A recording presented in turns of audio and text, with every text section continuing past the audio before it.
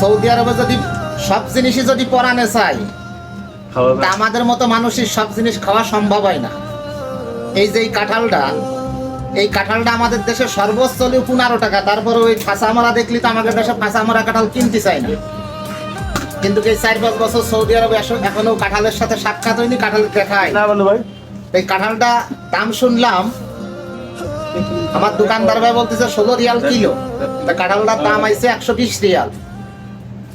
তা মনে করেন বাংলাদেশের প্রায় 3500 টাকা। এখন তো বান্দরের মতো আগে মাপ নিতে হবে, মাপ নিয়ে তারপরে কাঁঠাল আমার কিনা লাগবে।